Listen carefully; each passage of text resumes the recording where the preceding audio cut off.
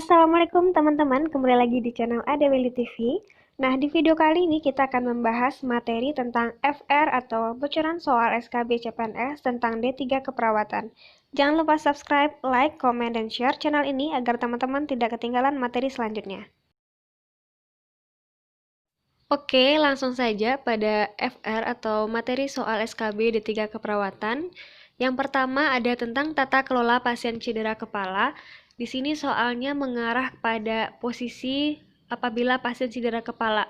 Misalnya apakah yang digunakan jaw thrust atau head tiltion lift seperti itu. Jadi bentuk soalnya adalah seperti ASCAP. Teman-teman yang udah pernah UKOM pasti udah tahu bagaimana soal itu membuat kita ragu gitu. Jadi teman-teman harus lebih paham dan lebih menguasai tentang cedera kepala ini. Dan selanjutnya ada tentang GCS, tingkat kesadaran. Jadi ini satu paket. Jadi teman-teman harus hafal tingkatan-tingkatan dari GCS ini dan tingkat-tingkat kesadaran. Jadi soalnya nanti dalam bentuk ASCAP juga. Kemudian ada ROM. ROM ini nanti ada perbedaannya, misalnya abduksi itu di mana, aduksi itu di mana, seperti itu. Kemudian juga menghitung tetesan infus. Tetesan infus ini ada yang makro, ada yang mikro, teman-teman harus kuasai lagi dan harus baca-baca lagi. Oke, next. 6 yaitu tentang etika keperawatan, yaitu misalnya ada tentang justice, benevolence. Misalnya nanti dibikin soal seperti seorang anak ingin bicara dengan perawat dengan suara kecil agar tidak terdengar orang lain. Nah, namun perawat berbicara keras. Nah, prinsip etik apa yang dilanggar? Nah, soal-soal seperti ini akan masuk pada SKB CPNS. Kemudian juga ada tentang penanganan perfusi jaringan. Kemudian perawatan luka kering pada punggung, misalnya luka dibalut atau swabbing seperti itu. Kemudian juga ada tentang penanganan pasien dengan TIK, tekanan intrakranial. Jadi seperti apa penanganan teman-teman. Dan juga ada tentang luka bakar. Tentang luka bakar ini tahun kemarin 2018 ditanya tentang persenannya. Misalnya luka bakarnya berapa persen seperti itu. Oke, materi selanjutnya ada tentang diare. Biasanya ini ASCAP tentang keperawatan anak. Jadi nanti kalau ada anak yang kena diare, jadi apa ASCAP-nya, apa penanganannya, seperti itu. Kemudian juga ada tentang langkah pemberian Ventolin via oksigen sentral.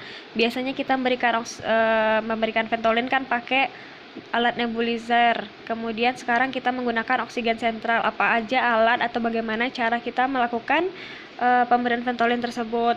Kemudian ada juga tentang penanganan luka dekubitus, seperti apa penanganannya dan perawatan lukanya seperti apa.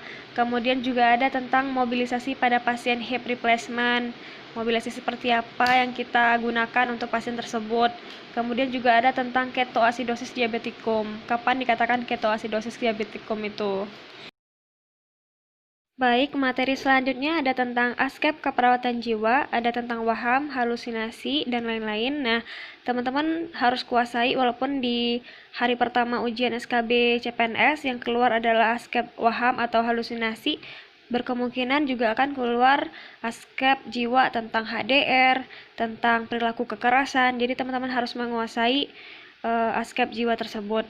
Kemudian juga yang dimaksud HICE pada pasien TB paru itu apa, kemudian bagaimana cara bladder training, dan juga ada SOP AF kateter. Nah, pada soal-soal tentang SOP ini, jawabannya itu meragukan, jadi teman-teman harus paham urutan SOP dari AF kateter ini. Misalnya, langkah pertama apa, langkah kedua apa, jadi teman-teman harus menghafal atau harus paham banget tentang SOP ini. Apapun jenis SOP yang ditanyakan pada soal SKB CPNS itu jawabannya meragukan. Antara tahap 1 ke tahap kedua itu pasti meragukan. Kemudian juga ada tentang pasien safety. Jadi teman-teman harus menguasai beberapa indikator pasien safety juga harus dihafalkan karena ini masuk dalam bentuk ASCAP atau tentang soal cerita seperti itu. Nah, selanjutnya ada tentang hal yang wajib tertulis dalam rujukan dari FKTP ke Vaskes tingkat 1. Kemudian juga ada tindakan apa yang dilakukan perawat ketika menemukan pasien pingsan dengan nadi karotis teraba. Jadi apa tindakan kita setelah kita melakukan pemeriksaan dengan kasus tersebut. Kemudian juga ada tentang manajemen keperawatan. ada tentang tugas karu. Jadi teman-teman juga harus baca tentang perawat primer, perawat pelaksana, apa tugas perawat primer, tugas perawat pelaksana. Kemudian juga ada tentang kolaborasi perawat dan dokter. Jadi seperti apa kolaborasi perawat dan dokter dan bagaimana wewenangnya. Kemudian juga ada tentang PPI, penanggulangan pencegahan infeksi. Jadi ada tentang nosokomial atau tentang tempat sampah, warna kuning, warna hitam. Teman-teman harus baca itu. Oke teman-teman, cukup untuk video kali ini. Materi tentang FR D3 keperawatan. Nah, ini adalah soal FR hari pertama. Untuk hari-hari selanjutnya, teman-teman harus subscribe, like, komen, dan share dulu, supaya teman-teman tidak ketinggalan materi selanjutnya. Dan ini FR tahun 2020 ini hampir sama dengan FR tahun 2018. Sesuai dengan pengalaman saya, tetesan infus tentang GCS, tingkat kesadaran, semua yang ada di materi ini masuk pada SKB CPNS 2018.